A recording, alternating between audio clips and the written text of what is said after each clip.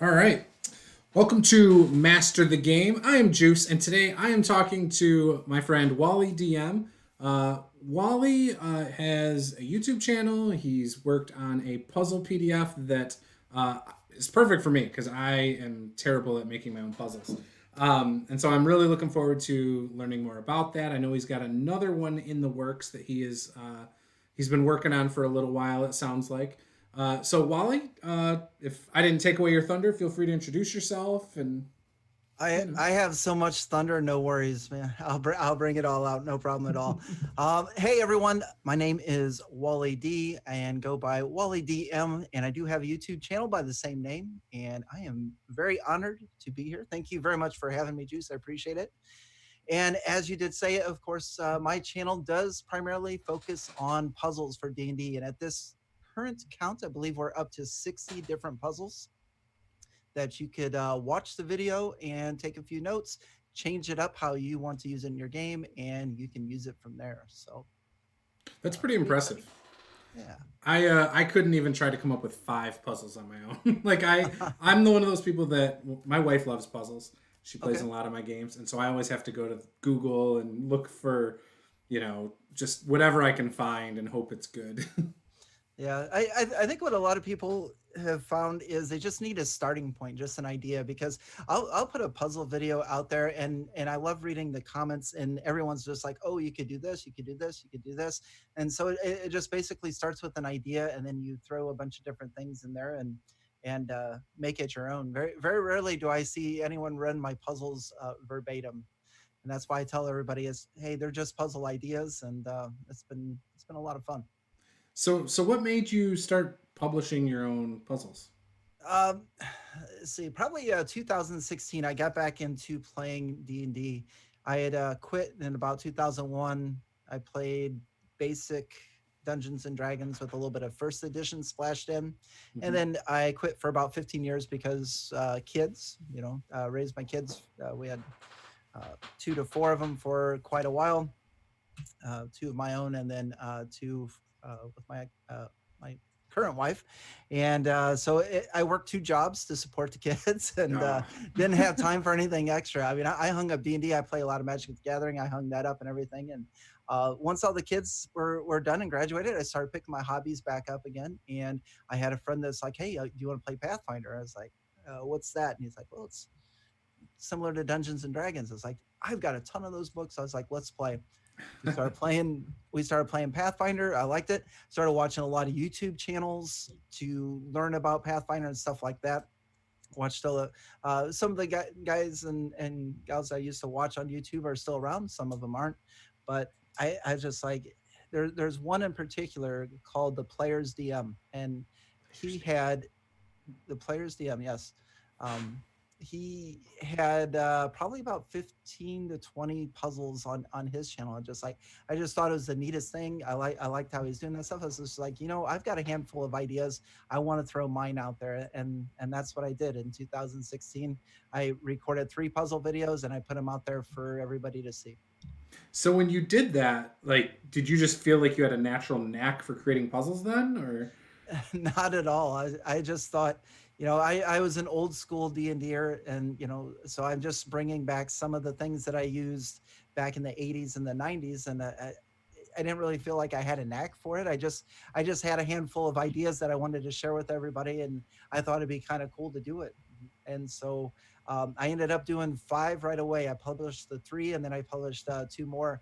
And I really thought I was going to be done after that. And then, subscribers started coming in just like, well, this is kind of neat. And I was getting feedback and interaction, and then it just started becoming part of the community with people interacting with Mm-hmm. people, and it gets addictive.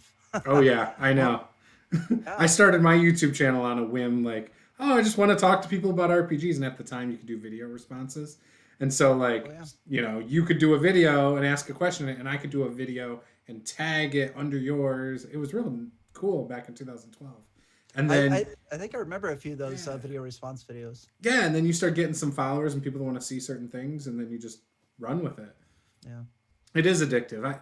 It was funny back in 2015. My wife and I were talking about puzzles, and we were gonna have her do puzzle videos on my channel. It never happened because, you know, for that to happen, I'd have to like micromanage her to get it done. And she doesn't want to do all that. But yeah, so it's cool though. It's obviously your niche. It's something you do a really good job at. I Well, think thank you're you. at what, 8,000 subscribers almost? Closing in on 7,500. So I set a goal last year to hit 8,000 subscribers by Gen Con. So Could I, happen. I'm gonna be honest. Every time I see subscribers come in, I'm humbled every time because I Yeah. had no idea that I would be here 4 years later still doing this. That was Right. And then the idea of 8,000 people watching your stuff at the start of this, right? yeah. It's absolutely insane. I am just like wow, and then of course the pressures come in because I haven't put a video up in about a month, or at Mhm. least a puzzle video. And you know, I'm starting to feel the pressure a little bit. It's like, man, I got to get something out there for my subscribers. But it is because I have been working on a book. It's going to be an 80-page book with 60 different puzzles in it. And so, with everything that's going on in the world right now, my job is very very busy, and I work on the computer a lot. So when I come home, looking at the computer isn't, you know, it doesn't work for me. So I had to choose one or the other. Is either work on the book or get some new videos out. But I chose the book and hopefully be done here pretty soon and then putting out more puzzle videos. So I completely understand that. I've been running a few different games, and so for me, it's like, all right, I need to prep rather than worry about a video. Like, unfortunately. yeah. So, but luckily, I've had these interviews I've been doing with people. I think you're probably like the fourth person I've had on here, and it's kind of nice because obviously I get to talk to you, and when I'm done with this, I'm sure I'm going to be inspired to come up with some puzzles or something. You I know. hope so. Yeah. So yeah. So then later on, I'm going to be doing that rather than like prepping for my game on Wednesday, when I should be prepping or doing a video. yeah. Uh, Absolutely. I think I just watched one of your interviews with the person from Pair of Geeks. Oh, It Becky was Rose. yes, Becky. Yeah, that was really good. Very, she's very involved in a lot of things. It was a cool interview. Yeah, she. I've gosh, I've probably known her for 4 years online Oh wow. through the RPG Brigade. I don't know if you're a part of that group. It or used to be just for YouTubers, and then they brought in like bloggers. Well, now it's just a general RPG group for the most part. Okay. Most people just share stuff. It's not even like there's not as much conversation as there used to be. But every now and then a topic will catch fire there and people will interact. And so I met her through that because she used to be very involved with the group. And back when they were running their convention, Mhm. Brigade Con, she was involved in it as well. So Oh, obviously awesome. that kind of fizzled out, and then they kind of created their own thing from the ashes, and they're doing good things over there. So Yeah, that was definitely really good to hear.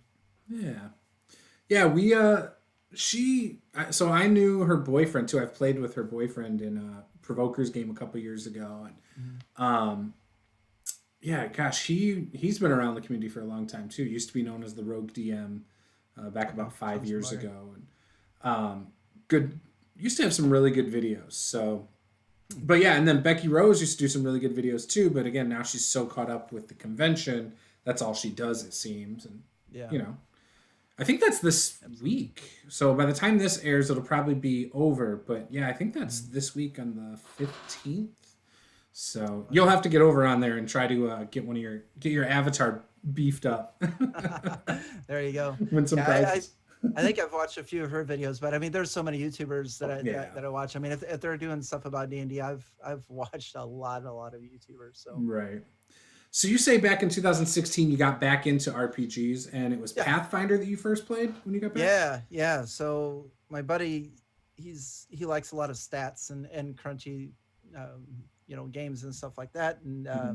I told him, I was just like, well, I was like, well, if it's like D&D, I was like, I'll buy the books, I'll run the games for us or whatever else, but you got to promise me this is something you're gonna stay into. He's like, oh yeah. I'm definitely into this full time. I went out and I bought the core rule book. I bought a bestiary. I Mm-hmm. bought Ultimate Campaign. I mean, I bought like 3 or 4 books, and our campaign lasted about 6 months, and he's no longer playing it anymore.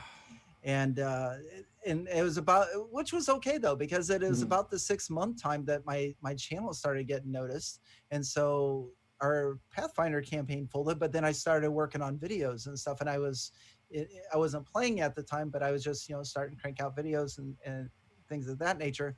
And then finally in December of that year, I looked at 5th edition, and I tell you what, once I looked at it, because I'm not really big on a lot of rules and stuff like Mm-hmm. that. I don't even keep track of experience points in my games. I just like, okay, Same here. level up, because that's just a lot of math and stuff I don't want to do. And when Right. I opened up that 5th edition rule book, I just like, oh, this is glorious. It was simple and easy to read, because when I first tried to learn, I played basic Dungeons and Dragons as opposed to 1st edition, Mm-hmm. because reading the 1st edition handbook for me was a nightmare. I'm not very good at retaining a lot of stuff. I get about 3 sentences in, and then I start drifting off. Oh, I wonder what I'm going to have for lunch. Yeah, you sound like me. But I have this massive book I have to read next, and this is my a goodness. system that I've already. So this I just got this week. It's a review copy of Age Past from Strange Machine Games. They also sent me this a while back. Super Age. It's a superhero game. So they're different systems though by the same company. So once I figure this out, I then have to figure this out for a whole different games. I'm interested. It's just it's 400. This is 400 pages. It doesn't have as many pages as Pathfinder, but it's a thicker book. So and that's why I watch YouTube videos, because that's where all that information needs to be. Right. It's not there yet for that one. Oh man. I know. Yeah. So hopefully I can do that and make it easier for someone else. There you go. At least give them a review that'll give someone the general idea of how to play. So I was actually on Twitter the other day asking people, hey, how do you learn a system that you've never played before other than reading the book cover to cover? They were like, make a character and figure it out. It's like, all right, maybe I'll try that. There you go. Yeah, Pathfinder, I got into it a little bit at the end of 2013 because I went from Palladium Books. And I started buying all the books. I played in one Pathfinder game before 5th edition came out, and I ran it twice for my wife. And I couldn't grasp all the rules because there were so many situational things. And then we started a campaign with it and did 2 sessions before 5th edition came out. Mm-hmm. And as soon as 5th edition came over, we ported our characters over. My wife decided to make a whole new character. So her old one became an NPC, and we just ran with it. Nice. And haven't looked back. That's been our go-to system since 2014. And there's other games I like. I like to try different things. But yeah, I agree. The elegance and the simplicity of it all is just great. Yeah, my brother was stressing out because my brother's, I played D&D with them my whole life, a lot of just one-on-one because, when we're kids and stuff, that it was just the 2 of us. But he was stressing out big time because of all of the rules with Pathfinder, with all the feats and putting your skill points in and stuff and everything. He was actually stressed. I mean, he took like a week to make his character. And then when I did pick up 5th edition, I brought the gang, brought the band back together. And it was just so much easier. We're all like done, and within like 40 minutes, we all had our characters. We ported them over as well, and best we could. And it was just like, wow, this is amazing. Yeah. I know what you mean. We play with my wife's brother and his wife and stuff, and he's very analytical. He's a lawyer. So he wants to he's a super optimizer. He wants to take the optimal choice no matter what it is. When he's talking about spells, he'll ask you about 20 questions like, what do you think of this spell? Is this better than this spell? And it's like, well, and most of these questions, it's all situational. Like, you can't really say which one's better. So, but he'll ask, and I try to explain as best I can. But I can only imagine if I said, yeah, let's play Pathfinder, make a character. I can't imagine he would ever finish making a character. Well, I mean, it's great for those that, they want to optimize and they want all of the, the crunch. Yeah. But for me, I just, I think it's still unique enough. I think you can create very unique characters. I mean, just part of it is what you have on the paper. The other part comes from your mind and stuff. And right. You can, there's millions of possibilities. So then you are not jumping to Pathfinder Second Edition, I take I am not. it. I am not. I hear good things about it, and I wish him well. Um, and I don't think I'll do any other systems. I mean, I just don't have the time. Mhm. I love fifth edition, and that's I don't get to play it as much as I want. So, like trying to play second edition or finding a different game for me to play right now. I mean, because I have other loves and interests. Like I said, I play Magic the Gathering. I'm a big disc golfer. Um, I like to travel and drink beer and stuff like that. So Right. I try to, and then spend time with my wife. And so I try to notch all that together. And for me to read that book that you have, that's like that thick, like, I can't do that. No, Right. no, no. It's Just not D&D. like it's a one night of reading.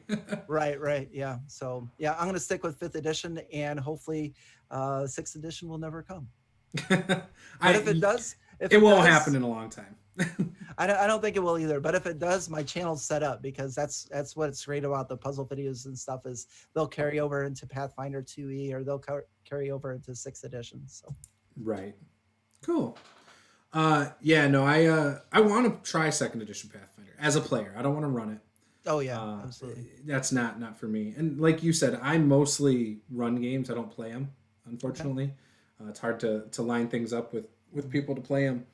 And yeah, I haven't played every class yet in fifth edition. So I've made every class. I just haven't Yeah. played everything.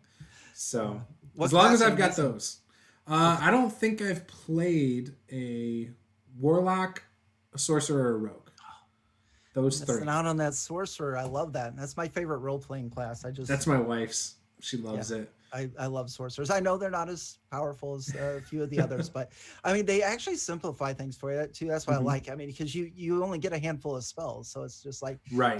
when it's your turn in combat, you don't have to flip through your spell book and like, oh, I got all these options. Yeah. I know what I got.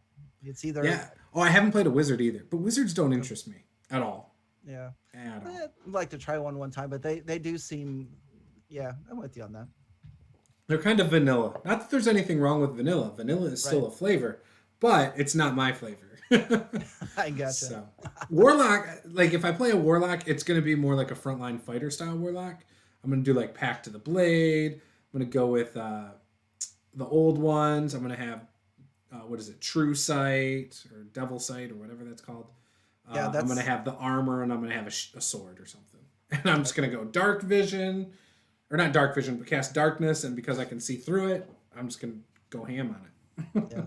That's why I like that the Shadow Sorcerer, because they do have that. If they use their what do they call that? Their sorcerer points to cast darkness, and they can see through it. And that was like one of my favorite things. Now that you've said that, now that would be the sorcerer I have to play too. There you go.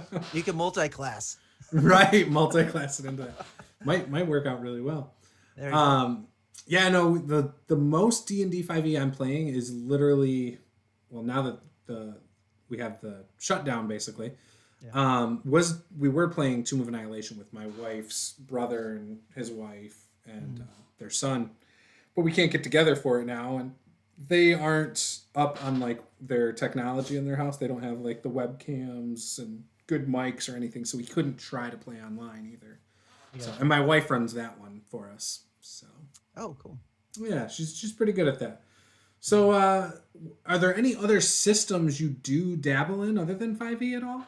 Not at all. Okay. So this is how I consist of the hobby. I have a campaign that's been running for over a year and a half now, and we started with Dragon Heist, and are still in chapter 3 because we've just done. This group's amazing. I mean, we have so much fun, and we've gone in so many different directions, and we play that probably about every other week, and I run those. I also occasionally run some D&D puzzle one-shots, and what that is I have a few ideas for some puzzles that I want to test, and I'll get a hold of a few people from my Discord, and we'll play them and test them out. Oh, cool.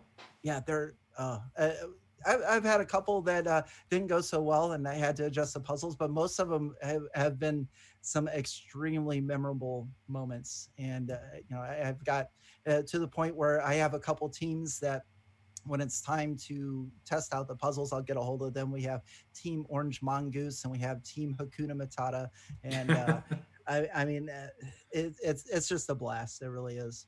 So do you use Discord for video or just I audio? don't. I don't. Oh, okay. I had an issue with Discord because I would try to get on it, and I was actually partaking in a campaign that was all audio, and we were all on Discord, and the audio kept cutting out, Hmm. and we couldn't figure out how to fix it. And then I tried using Discord for audio video there, and it was just I couldn't get it to work. So I use a website called Whereby, Oh yeah. and it is very Someone told me similar. about that. $10 a month or something. Yeah, May it's have been you 9.99 a telling me month. about it. It was probably me. I Yeah. think I'm the only one that uses it. I mean, it's cool. I mean, it is when I looked into it a couple years ago, it was $5 a month cheaper than Zoom, and I was Hmm. just like, well, I'll take that. It's all I need, Right. and it works great. I can share my screen. I can get anywhere from 2 to 12 people in a room, and it's nice. That's all you And need. what's that? So Oh yeah, all I need. And I don't use Roll20. I'm a theater of the mind person, just yeah. because I'm old and I'm lazy, and I don't. So I am not the best at my I've become lazier with how I run games because in person we use miniatures, and so I've found myself in the last 5 years getting away from doing descriptions of rooms the way I should and things like Mhm. that. And so even in my Wednesday game, because I do Theater of the Mind for all online games, every now and then I find myself doing a terrible job explaining a room, and then I'm like, man, I wish I was using Roll 20.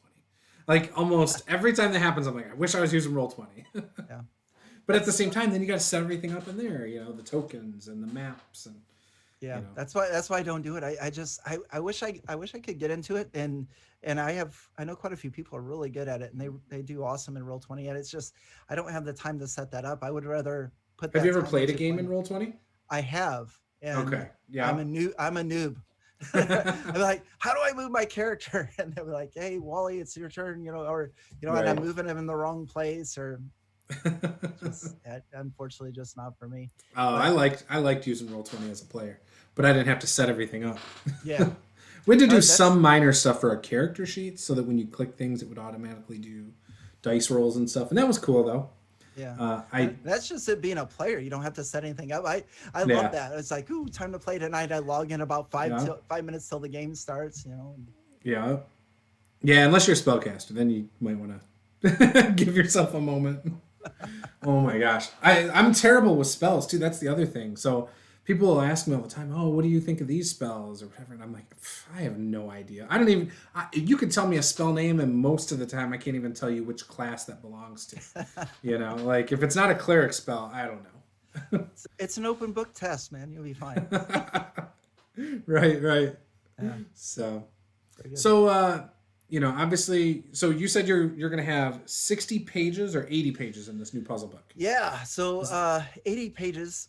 Um, I've been working on this thing I've been promising it to my subscribers for getting close to probably about a year and a half now. And at first I wanted to do a Kickstarter to get it out there, and just things with that fell through. And I wanted to put it on the DM's Guild, but the Hmm. DM's Guild does not allow for print on demand. And one of the main reasons I want to do this is because I want this on my bookshelf, and Yeah, DriveThruRPG is the only one that does print on demand, which is and weird because it's the same company it's the technically. same company, one bookshelf, yeah. But I don't get it. So I have to have at least 50 pages, and what I did was I took 30 of the 30 of the puzzles that are on my channel, and Mhm. I created a written form of them, and some of them I altered a little bit or created some maybe alternative ways to use it or something like that. And then I also created 30 new ones so that my subscribers will basically, if they've used every puzzle on my channel, which is at 60 by themselves, they'll be getting an additional 30 puzzles that they can use in their game. So, okay. So what is it? So have you written all 80 pages of it already, or is that I just an arbitrary number you picked? What? I am at about 90% done. So Okay. I thought I could do this all in Microsoft Word, and I was very wrong. in order to do this and print on demand, I had to get a different program. The one I chose was Adobe InDesign. Mm-hmm. And so everything that I had in Word, I had to transfer over. And I'm a huge perfectionist. So as I was just like, oh, I'll just go through and edit what I wrote. Well, I ended up rewriting about, 3/4 of everything that I wrote already, because I'm like, oh, that doesn't make any sense. And I use this word too many times. And it is the same way when I used to write Magic the Gathering articles for EDH Rec. And cool. And it would take me like 8 to 12 hours to write an article that was maybe 1,000 words long. It was because I'd read through it, change it, and things like that. So, but yeah, I've got most of it laid out already. I did all the layout and InDesign, and it's going to come to about 80 pages. What was fun was getting the artwork for it. Okay. Now, with everything going on, I didn't have a lot of extra cash to go out and pay thousands of dollars worth of art, but I did find a few folks that were really awesome. There's some from my Discord that wanted to contribute, and I found a few people on Twitter. They're like, hey, I'll do some art for you. So the artwork for it is going to come from about 12 different sources. Okay. And I know a lot of folks like books where the artwork is all thematic and stuff like that, but it meant more to me that these folks wanted to work with me, and they wanted to see their name in the book, and they wanted to help me out.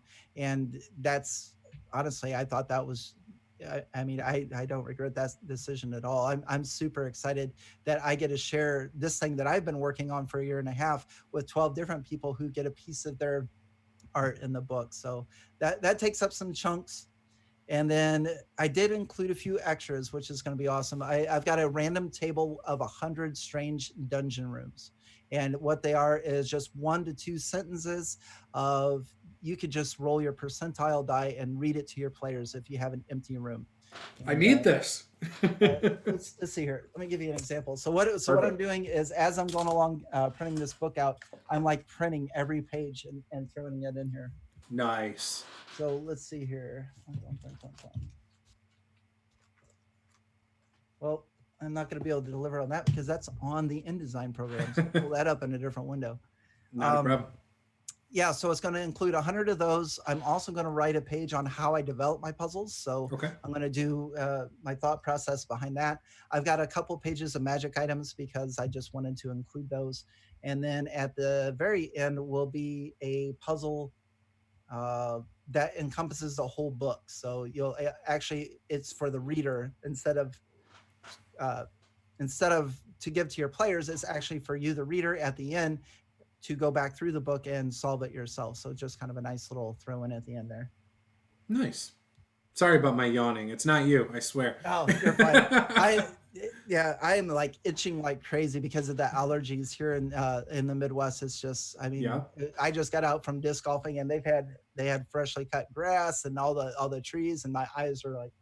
Yeah, I haven't been sleeping well because of my allergies, so I 100% get it.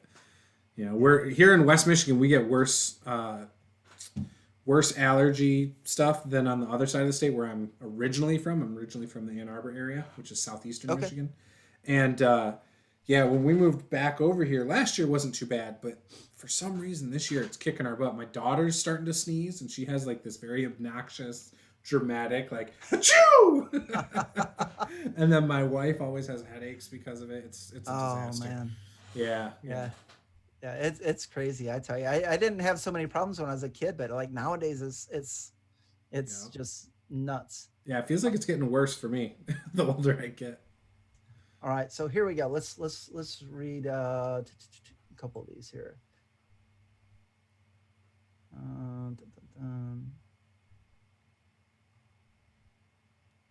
Okay, so just for an example, so this is off my random chart of 100 rooms. So if you roll 72. And again, you can just read this or what have you. This room is hot, and the sounds of ocean waves can be heard. There's a 10-foot square children's sandbox in the middle of the room. It has small shovels and buckets. Miniature purple worms can be seen swimming in and out of the sand. That's kind of crazy. Yeah. I could come up with some weird ideas, and my players would totally come up with stuff too that I would run with. Yeah, stay away from the sand pit. We might transport down into it as miniatures or something. So then I'm like, Yeah, yep, that's what's happening. exactly. And that's all it's there for. It's either to uh, you can create your own puzzle off of it, you can create your own trap off of it, you can create a role playing moment, or you can just read that to them and see what the players do and then react that way. So that's That's happened it'll in be my fun. games lately a lot, where I'll have something that, like, what do we have? I had barrels of sand at the front of a dungeon, and the players were like, "What's it do? I want to take some sand out. I want to sprinkle it on the floor." Like, they were doing all sorts of stuff, and then later on, it contributed to like the construction of the dungeon because it wasn't completed, and they were using the sand for construction. But then they were Nice. thinking of using the sand. The players were to as like a pressure switch because there was a thing on an altar and they thought if they moved it, it might set a trap. So they like switched it with sand and stuff and Oh wow. stuff like I that. like Yeah. Oh yeah. It was very. They were taking something that was not meant to be anything and using it for various things. It was hilarious. Well, I mean, see there. I mean, that's pretty much how puzzles are. I mean, honestly, there's always a solution, but players are so creative that you bring something to them. You describe something, and even though you're thinking this way, okay, here's the solution. This is what they have to do. Blah blah blah. Well, then you get one player that's just like blows your mind off of what they do with that scenario, Yeah. and you have to get to it. You're like, yep, that's exactly right. That's That's yes, what I do. I like to run with it. I'm like, yeah, yeah, that's exactly right. yep. Yep. No, that's awesome. So you had to learn InDesign to do this then. Yeah, How, I don't know how if I bad actually. was that? Because I've heard it's pretty It's difficult. it's brutal. It is brutal. Yeah. DriveThruRPG gives you a template to use. Okay. Thank goodness. I mean, and I'm still lost with the template, but at least I have boundaries. You know, I know where my margins are at and where I can type and where I can't type and stuff. But I know just enough to be dangerous. I'm gonna be honest. Gotcha. Yeah, I have the whole Adobe suite, and so it's a Nice. program I have not opened yet, but it's on here. Like I could, and I'm waiting. I figured It's I'll watch brutal. some tutorials Yeah. first. Yeah, it's brutal. I can see where it's effective though. I mean, I Mhm. my layout. I mean, I love seeing this. It's been a lot of fun laying out the book, but I can see. Yeah, it's taking me twice as long as I expected though. Right. It's funny. I started writing my own system in a Google Doc, Okay. and it's like I think I'm at like 54 pages, which means it's really Oh only wow. like 30 pages of content. Because I try to write it in book format, so I have Mhm. placeholders for different things that don't have any information yet and stuff. Right on. So again, it's I've got all the placeholders there. I just haven't wrote everything I want. And like I told you before, I'm not good at magic. Like I don't know the different spells and stuff. So Mhm. even because it's fantasy, so even trying to write my own spells for that, I haven't even tried to touch yet. I have a feeling that's going to be hard for me. So, and I don't Wow. even know why I'm doing this. It's not like I'm trying to like release it to the world. I'm just like I want to do this. Dang it! I've been told never to do this by so many people, and now I just want to do it. That's because you're a content creator and you like to create things. I mean, That's there's no explanation for us. We just like to make, create different things. Yeah. yeah, yeah, That's absolutely. probably it. My wife doesn't understand it either. And Yeah, I'll try no, to no, talk to and her about like my ideas for mhm. the system or other things because I come up with these all the time. And she'll be like, I don't understand what you're saying. Like maybe if you ever finish it, I'll see it. It's like, dang it. So yeah. So your channel, obviously, you do a lot of different things, more than just I do. puzzles. Like you've I do. got reviews. You do like live streams. It looks like too. I have done some live streams. So, um, I guess just to give a basic rundown, you're not going to find another channel like it on YouTube for D and Pathfinder, or at least not yet anyway. But it's my main focus had always been puzzles, and again, I try to put out one every month just to keep up. And I've got ideas right now that I could go one every month for the next 3 years. So I've got Mhm. plenty of ideas to keep the channel going. But I also started doing trap reviews, and I don't create the traps myself. I go out and look at old source books like Grimtooth, and I think there was one called Trapsmith by Kobold Press, Mhm. and I'm looking at a few new ones to add to that. So I'll throw in a few traps every once in a while. And I wanted to do those different than I did my puzzles. So that's why I just go out and find something that existed so that if you want to actually go out and get the book, you could get the book. But probably right now, my second most popular videos, and they're actually giving my puzzle videos a run for their money, is my character creations. Hmm. And that is just, we were talking earlier how we DM all the time and we're not able to play as much as we like and to create as many characters as we like. Well, this is how I personally resolve that, because I don't get to play all the time, but I've created these characters and I just being able to share them with people, because reading through the book and you get new subclasses or something like that, I mean, it sparks ideas. And this is one of my outlets for those. And basically is I'll find a subclass or a character that I want to create, and I'll make a backstory for them, and then I just go through and level up from like usually from like level 1 through level 10. I'll explain the choices of why I'm doing this, or I like to build characters on themes. Hmm. So I'll build it around a theme, and again, just explain as I go. And I also found too, because I wanted something that brought players to my channel. A lot of DMs love it because it's a great resource to find the puzzle ideas and stuff like that. And they always tell me too, they're like, I hope my players never find your channel, because then because then I'm in trouble, because that's where I get a lot of my ideas. But You just got to reskin the ideas. yes, absolutely. But I wanted to bring players to the channel as well, and then invite them in, because there's a lot more players out there than there are DMs. So, True. and this was my attempt to do that. And then yeah, I've done, there's a lot of other stuff that I played around with. I've done, you know, monster spotlights, I've done quests, a podcast, the Golden Surge podcast, that I'd like to rejuvenate that at one point when Oh, I'm done cool. writing my book. And that's a live stream thing. And a lot of times I'm just throwing something at the wall, see if it sticks. Right. Yep, you sound like me a little bit. Like Yeah. I mean, I am all over the place. Like I've dabbled with creating my own terrain on my channel. My wife and I used to paint miniatures on my channel, like as Hmm. recently as like 2 months ago. But with Yeah.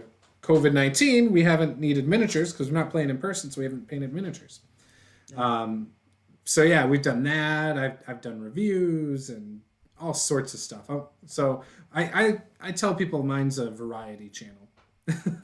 I'm still looking for my niche, the one thing that like sticks that I just do for the next 4 years or something. Honestly, the way that I look at it, and I told a few other YouTubers this, is we create what we want to. I mean, that's the most important part, is Yeah. if you feel passionate about enough about a subject or an idea, that you take the time out to create a video. And as long as you get some people that watch it and like it and things like that, I mean, that's all that's important, is Yeah. that you're just doing something you love, you know. I agree. Yeah, because when I started doing my live stream gaming, like back in October, I had some friends who reached out who also have channels. And they're like, "Why are you doing this? You should be doing this differently." And it's like, because I want to. Like I'm having fun, you know. Yeah. And for me, I think the lure, and it's really what started my channel, was the whole aspect of community. Like I Okay. started doing the videos to meet people who played RPGs, Mhm. and to interact with people. And then I got away from that, I think, for a little bit. But now I find myself, I'm doing a lot more in Discord. Like I got a lot of people that, we talk. There's over 100 people in my Discord that we just socialize, and these interviews and stuff, and just having people on. Like again, it's just community. It's talking to people, getting to know people. I really enjoy doing that. So I Absolutely. think to tell people I'm a variety channel and it's all about community is probably where I'm at. Yeah. But what would you say your channel? Obviously, you do a lot of stuff. If someone's like, "Hey, what is your channel?" Oh, it's definitely the puzzle videos. It's Yeah. that's my heart and soul. I mean, that's my uniqueness. It's Hmm. something that I enjoy.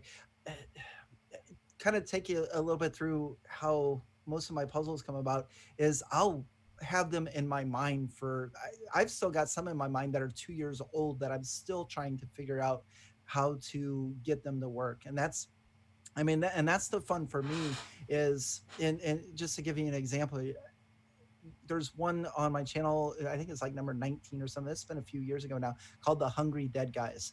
And the way that puzzle started off is I was like, you know what, I want the players to open a door with a knife, a fork, and a spoon. How do I do that? and I just started brainstorming, and that's how I create my puzzles too, is I figure out what do I want them to do, what's the solution, and then I start working backwards. You Okay, so reverse engineer it. yeah, so it's just That like, makes sense. yeah, so okay, so all right, well, they find these three dead guys sitting at a table, everything stinks and it's all rotten and everything's all destroyed except for three things, and sitting at the table in front of these three dead guys amongst all of this rotten decay is a fresh piece of apple pie. There is a bowl of soup, and there is a loaf of bread with a jar of jam. Hmm. It's just like, okay, that'll work. And a knife and a fork and a spoon. Yeah. So Huh. two ways you can solve that. Uh, to open a door is those are just the clues. You need a knife, a fork, and a spoon, and there's actually a slots in the doors where you take the knife and it clicks one open, the fork opens the other one, and the spoon opens the other. Or you could give the fork to the dead guy with the apple pie. You could give the spoon to the one with the soup, and you give the knife to the one with the bread so you could spread on the jam. And when you do that, these corpses animate and they mold that silverware into keys, and then they can take those keys out and I like that. yeah. So but I just start with an idea of what do I want to do, how do I want this solved, and then how do I do it. And that stuff's rattling in my head. My boss is talking to me at work, I'm just like, I'm sorry, what? I used to do that. I used to have a notepad that I would open at work that when I Yeah. had an idea, I would type it and then I'd just minimize the notepad and go back to doing whatever I was doing. Because if I don't, Mhm. I'm less productive on my work because I'm Yes. thinking about the crap that's in my head and how I don't want to forget it. So I used to be like, okay, now back to what I'm doing. We're on the same thing. I have a website, and I just log into my WordPress website. I've just got a draft post, and I post it there, and I mean, it's Nice. miles long. But same thing is, if I don't get it out of my head, I mean, I've got post-it notes Yeah. everywhere. I mean, they're everywhere, and it's just if I don't get it out of my head, then I'll sit there and dwell on it. I don't get anything else done. The notepad app is an amazing thing on my phone. It's Oh, literally like a yellow notepad. yeah. You push new and then you can type as much as you want about this idea and then save it. You could go back and so like the top one, like I've got a thing about dwarves here, and it's like a whole thing about dwarves for my homebrew world, and I even have stuff in there about the video I want to do for like a review on dwarves for 5e and stuff. Oh, cool. It's just like this whole thing about all anything dwarf you can think of is in that tab. Awesome. I'll be looking for that video then. That'll be cool. Well, I was supposed to do it like a month ago, so I'm hoping to do it soon. I've been saying Yeah. that for a month. You know how. I'm the same way, and I've been working a lot with. I also have a Discord, and the folks in there are just absolutely awesome. And um, and a lot of them are DM oriented and puzzle oriented and stuff like that. So I've been taking some of their ideas and presenting it on my channel. But since I've been working on the book, I haven't been able to do that, and so I'm actually looking forward to open the floodgates again. But I was just like, yeah, I'll get it out in a couple weeks, and that was a month ago, and I was like, I feel terrible, but I got to get this Right. done first, and then we're going to crank things up, stuff. So. Yeah. I know how you I get it because like this whole Yeah. doing this new system thing. So I have a friend who's working on his own, but he's Okay. like he wants to be a game designer. So for him, it's like top of the like list of something he wants to get done. And you know, for me, it's what I'm doing is more like a bucket list item, right? But for him, this is like him pursuing his dream. So I've helped him with some editing and tossed ideas back and forth and stuff, and read what he's wrote. And he part of doing that is what inspired me to really just do my bucket list item. So like one day I was like, well, I'll take my idea. I've got like 3 pages of ideas. I'll just start fleshing it out like a book and see what happens. And then the more I started doing stuff, I started coming up with new ideas, sometimes contradictory of other ideas, and you know, it was all over. But I'm finally starting to like it. You know? Like I'm starting to get excited about it. Because Nice. before I would have nights where I'd do stuff and I'd be like, oh, this is stupid. Why am I wasting my time? You know? Time's never wasted though, man. You get ideas out. I mean, not all ideas are going to stick, but I mean, if Right. you don't know if you don't try. And if I would have gave up after my first 3 puzzle videos and stuff and say, yeah, this is, I wouldn't be here today. That's for sure. So you Right. never know. There could be something in that comes out. Maybe. I really enjoy doing it. Mhm. I get a sense of accomplishment when I'm like, oh man, I just finished 4 more pages in one sitting. This is great. Like, oh, I finally have like possibly a working class here. This is awesome. You Nice. know? So, like my fighter class, it's almost fully fleshed out for like 20 levels. I like it. Oh, sweet. So, yeah. So, your games, your personal games, when you're running them, how many puzzles do you put in there? Do you tend to do it like every session? Because you're the puzzle guy. I I mean, know. So here's the sad truth about me is number one, I'm terrible at solving puzzles. So if somebody were like, I'm intimidated, the puzzle guy's going to be in my game or whatever else, I'm like, don't be, because I can't figure them out for nothing. And everybody in my Discord too, they'll put these puzzles up, and I'm just like, I'm I lost. I don't can get it. create, but I can't solve. As far as the game I'm running right now, the Dragon Heist campaign, we've had a couple puzzles in there, but we're really a lot more role play centric on that. And I don't force the puzzles. If there's something I can put in there that would be fun, and it fits what our adventure is going for and stuff, then I would put it in there. But Mhm. I would probably say out of the year and a half, I may have only put 4 of them in there. Wow. Yeah. So I mean, yeah, as crazy that is, it's just it I just really don't have any that fit what we were doing. Now, that's why Right. I like to run the one shots, is because that's when I run the one shot adventures, I'll have anywhere from 2 to 4. Gotcha. Mhm. That makes sense. Mhm. So, do you run a lot of modules yourself if you're going to run a game? This was the first module I have ever run. Okay. I've always homebrewed before that, and it's the first 5th edition one that I've ever run, and it's the only one I have currently run. So yeah, I haven't done anything else. It's kind of crazy.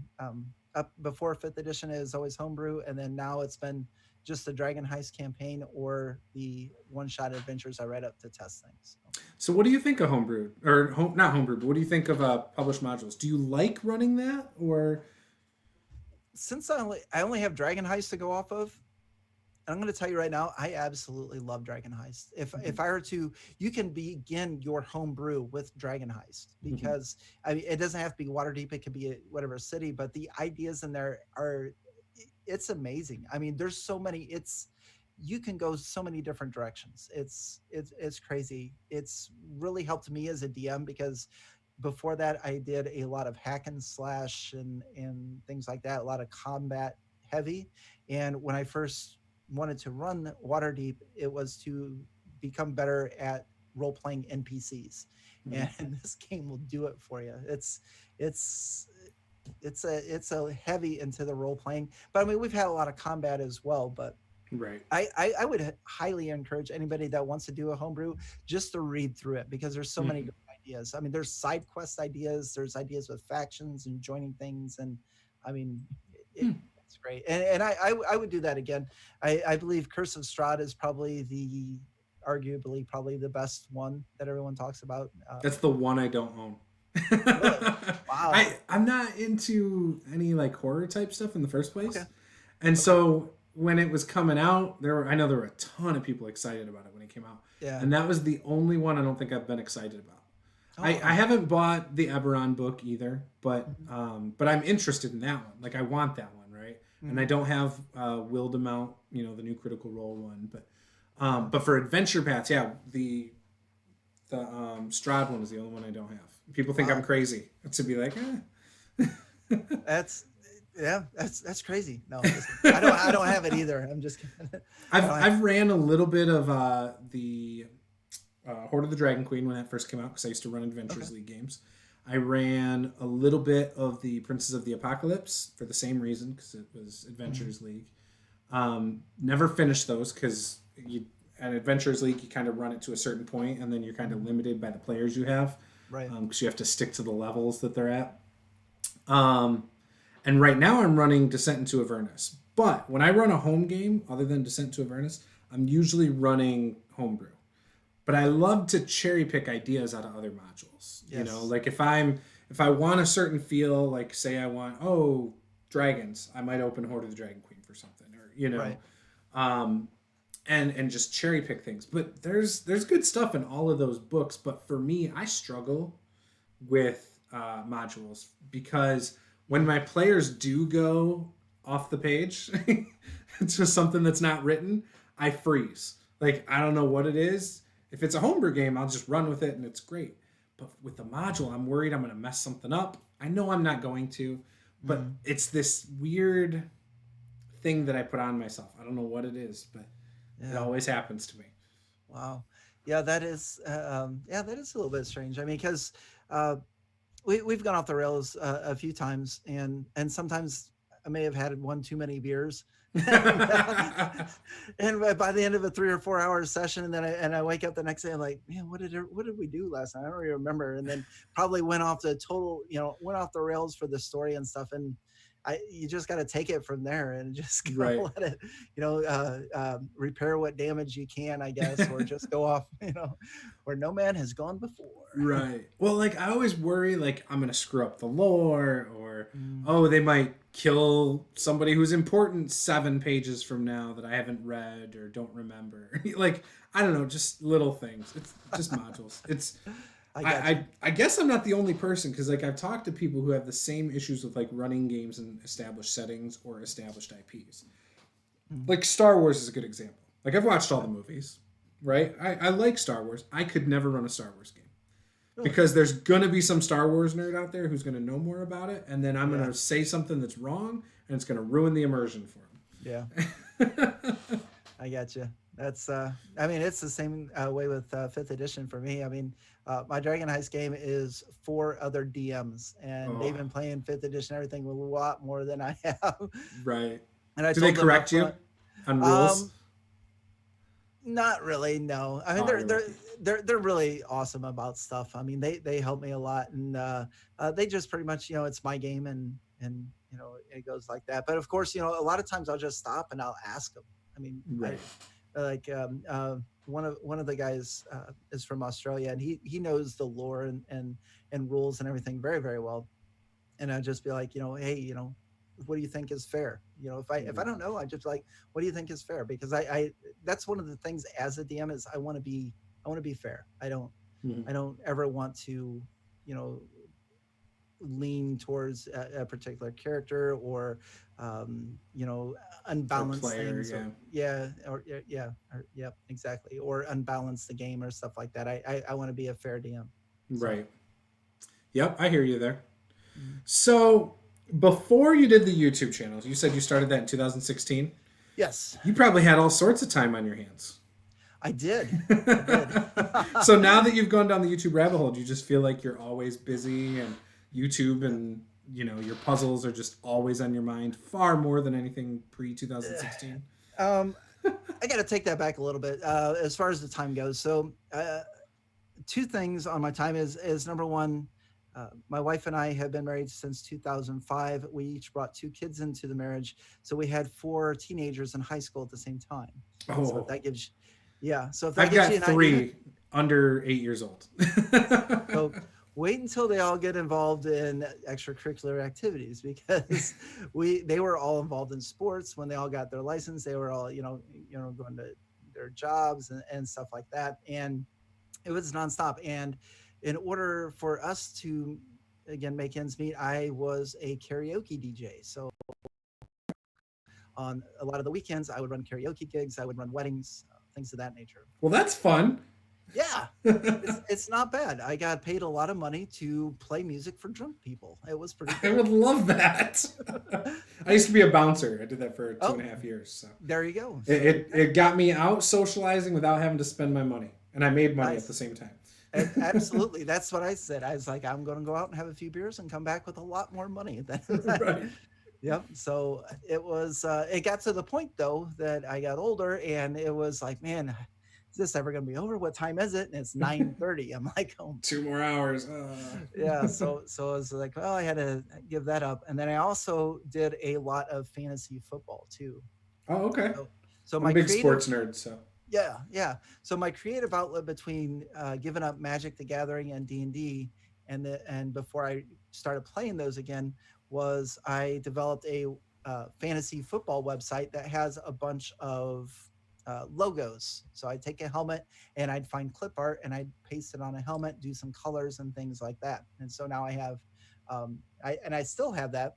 I don't put as much time into it, but it's probably got, I would say, probably about 2,000 different logos on it from all the years. Wow. And that's for like people to go and start their own league or to take a picture for their own like leagues? Right. So if you're like in a ESPN league or something and you want a logo for, you can upload your own image. Yeah. Yeah. You'd upload your image or just right click and copy URL and paste that in there. And then that, that image pops up. So. Oh, cool. Yeah. It's pretty neat. Yeah. Yeah. I haven't played fantasy football in a few years now, but I think the last time was probably 2013. And wow. yeah, it's been a while. Kids did that to me. Once we started having kids, I don't watch sports as much. It used to be every day. What's on today? Oh, baseball. Okay, I'll watch that. Oh, basketball, hockey, whatever. Mm-hmm. And then also, this is pre-wife too. My wife got me into D&D. So I used to play Palladium books from 97 through 2010. And then in 2010, when I moved in with my wife, before knowing she liked gaming and vice versa, I said I had some books. Can I use her bookshelf? She said, yeah. And then I saw her D&D books, and I was actually about to put my gaming books on the shelf. And that's when we decided, hey, we should get some gaming going. And I became obsessed. She, not as much as I, but we both play now. So that's awesome. That's really cool. But so was 5th edition your first D&D then? Or no, 2nd edition. So 2010 was when we moved in together. Okay. We had been dating for like 4 months, and I lived with my grandfather at the time. And the only reason I originally moved in with him is because he had hip surgery and then he had an infection. So it took him time to recover.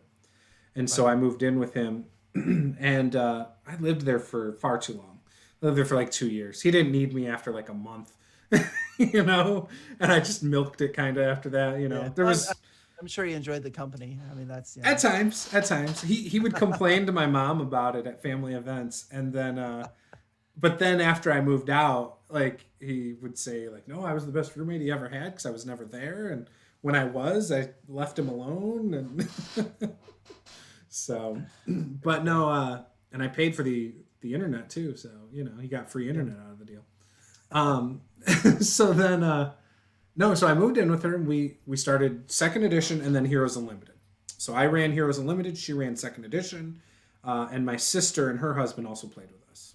So my sister's a little younger than me. And we did that until that fall, my wife got pregnant. And then shortly after that, my sister got pregnant. And so we just ended the game. So, I didn't play again at all until like 2012. Okay. So I took like a year and a half off, and then I got really into it again.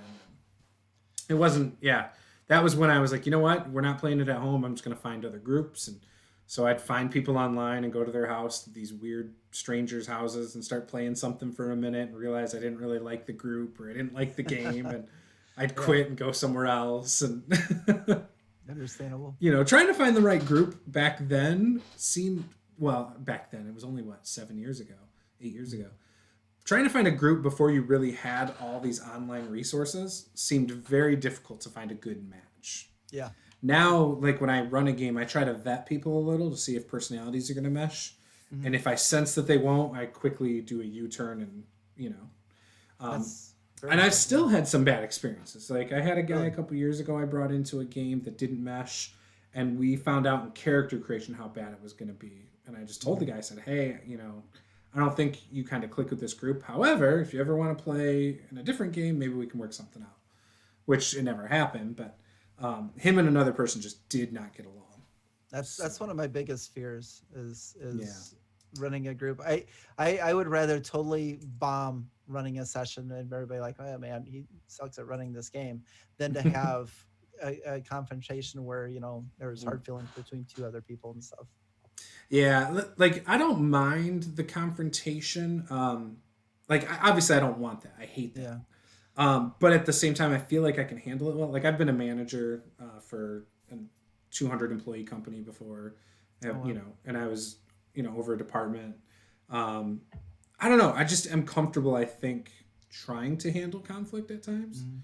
And so it doesn't bother me as much. Like it sucked. Like it really sucked. It left a bad taste in my mouth. And we didn't even play a session because Oh of the character creation stuff. yeah. And like I've played with the other people. I had never played with that guy, and I've played with the other people since. Um, but yeah, that's rough. It is rough. It is. Yeah, So absolutely. But isn't it crazy though? I mean, this is what blows my mind the most. And I have a little bit of a different perspective because again, I played in the 80s when everything was different. And, you know, I didn't tell anybody at school that I played D&D. There's no way because I seen what happened to the guy in front of me that did that and his head was in the toilet. There's no way I would have done that. right. But to come to this point now where you can find a group online. I mean, if current me would go back and tell myself, you know, 20, 30 years ago that, hey, you're going to play D&D with people that are not only from all over the United States, but also from, I mean, I've played with people from Australia, from Me too. Portugal, from the UK, from Ireland, and not only that, but a lot of these I consider, you know, a lot of these people I consider really good friends of mine now, Yeah. and it's absolutely amazing what the internet's done for this game, and it's uh, I'm glad I came back into it. That's for sure. I 100% agree. Yeah, I've played again Australia, New Zealand, Hmm. Wales, Oh UK, um, yeah, all sorts of Canada. yeah. I love it. You know, my and you can find such good players that mix well. Like I Hmm. think that's the trick too. Like Absolutely. playing, I've learned a lot from playing online that I never would have learned before, because I even when I started my YouTube channel, I was more of a hack and slash type player. Like I Yeah. was all about making a strong character. I didn't care too much about the role play. I cared about the story, but it wasn't so much the story between players. It was the story that the DM was giving us that I cared Yes. about back then. And after socializing with other people and then seeing how they play and having them explain it to me, I was like, oh, that does sound cool. And then in 2014, we started playing a bunch of one shots and some shorter campaigns.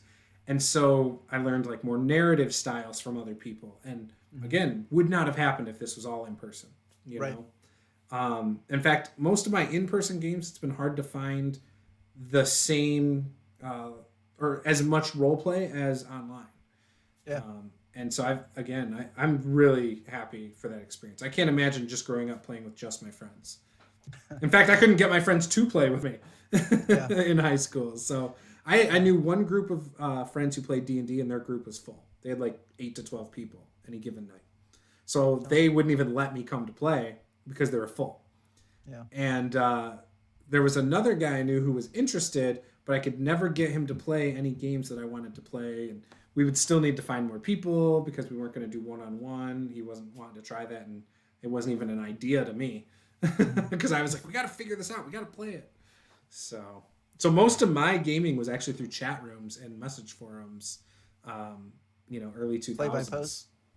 Hmm. Yeah, I did that a little bit on a couple forums. I hated it. It was too slow. Every Yeah. time I'd start, I'd get bored within a couple weeks. Yeah. Whereas it was funny because there was one I read that had been going on for so long. I want to say it had like 40 some pages in a message forum, and I read up to it before they finally I got the next open spot. And again, I played it for a couple weeks, and I was like, yeah, it's too slow for me. But it was really cool. It was great to read. Oh, I So bet. yeah, that was a Heroes Unlimited game. So, but Oh wow. yeah, so I agree that I never would have imagined it being like this, but I'm Yeah. glad it is, and I think especially now, I think the next year or two we're going to see a huge explosion of more online games. Yeah, I think you're right. Yeah. Speaking of which, I mean, that's what GaryCon did this year, Hmm. because that was actually one of the conventions I was supposed to attend, and of course, you know, with the COVID-19 and everything else, they canceled. Yeah, I didn't participate in. the online gaming, but I guess it was a huge success. I mean, I think they made the best of it, and I think you're probably going to see a lot more of that type of convention style gaming, where a lot of Mhm. it's going to be done online. Yeah. So I'm friends with the owner of Grand Con here in Grand Rapids, and I was telling him 2 years ago. Mm, So I've been a volunteer at that convention 4 or 5 times in the last like 6 years, 7 years, and maybe I've volunteered a little less than that. I don't know, but I was telling him 2 years ago, I'm like, you really need to establish some kind of online presence, mm, something, but like have some kind of video aspect in case there's people who can't make it that day, or right. whatever, just for the heck of it, right? I didn't. There's no. I just don't see why you wouldn't in today's day and age incorporate technology into something like that, right? It would only help your brand to bring in more guests, maybe bring in more donations for the charities you're donating to, whatever, Right. and makes it seem like a bigger experience than maybe it is. And Grand Con's a pretty big deal. It's like 2,000 people. It's which is good for a convention. I mean, obviously it's not Gen Con putting 70,000 people there every day, Right. but it's a good sized convention for the area, especially for gaming. And Gen Con, I think, started doing it a couple years ago, where now their stuff was put online. Yeah. This year, I'm very curious what they're going to do. I don't see they're going to have to cancel. I think I don't see how Yeah. you can't. Uh, And you know, well, I mean, I was thinking about that as well. And one of the things to remember too is, it is in Indiana, which would, as opposed to like Illinois. I mean, we're really strict with mhm. our what do you call it? Our plan, I guess you would say. Yeah, But Michigan, same way. yeah, but I think Indiana might be a little bit more lax. So it Sure. probably, as opposed to Gary Con, when it got canceled, it was going to get canceled anyway because of, Mhm. government order. This one's going to be interesting because They Indiana won't get might their not. money back supposedly if it's not shut down by the state. And Yeah, so I think yeah. that's That what that's what that's what happened with Gary Con, I believe too. yeah, Um, you which know, is too bad because it's yeah. like this is a weird situation for Yeah, conventions, I feel. it's very strange. I mean, and that's the thing. I know a few people. They still have the where you can get a refund. So Mhm. I've seen a few people on Twitter that have already done that and received Oh, their okay. refund. So, and I think June 14th might be the date that you have to request it by or something like that to get it. Gotcha. Um, so yeah, it'll be interesting. If they end up having it, I will probably go anyway. I've always been a pretty much a germaphobe, Mhm. so I'll be definitely maximizing my being cautionary and You just stuff got like to that. wear a cosplay that makes you like a hazmat suit and you're good. Yeah. Yeah, try to do that. But yeah, it's. I mean, you're right though. I mean, I'm just waiting to see what Gen Con's going to do. It's Mhm. it's going to be very very interesting. It would not surprise me at all if they did cancel and went to an online event. Yeah, or at least got their guests to do something for online, and Yeah, maybe they all the money goes towards paying for the people who couldn't cancel their flights or something. I don't know. You yeah, know, could be. we Yeah, it's my, crazy. I have some friends who wanted to go, and we're planning on going to Gen Con. My Wednesday group was going to go to Gen Mhm. Con, and I think they've even said if it's on, they're still going, but I won't be going. Yeah. I'm a high risk because of diabetes, so it's like nah, Okay. that's not happening for me. Yeah. But Yeah. Yeah. Stay safe. Definitely. I mean, yeah, that's most that's my important. thought too. It's like, is it worth it? No, like I have kids, and my wife would freak Yeah. out if something happened. So, Right. um, And and and even oh, sorry, go ahead. I will probably also make a decision. I mean, I say I'm going now, but it's gonna, I'm gonna do my homework. I'm an Sure. asthmatic, so I Oh, can't, it's a respiratory illness. yep. So I mean, I can't get that.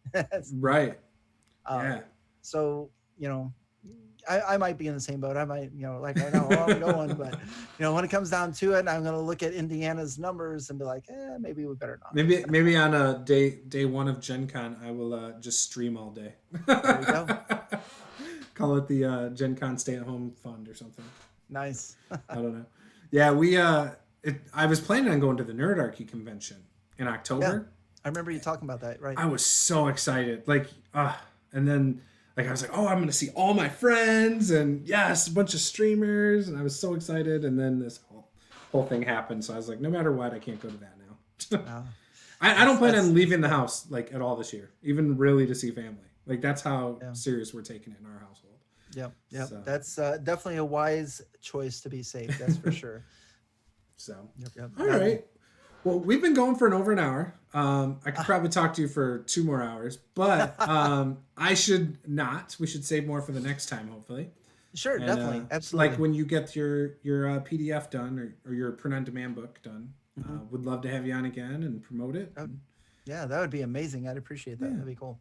Yeah. So, anything else you want to plug? What's your Twitter handle? Things like that? Absolutely. So, for those of you watching, if you haven't checked out my channel yet, it is Wally DM. It is on YouTube and lots of puzzle videos. And it doesn't even have to be something that you want to run in a game. A lot of my videos are set up to just kind of be fun as you're watching them.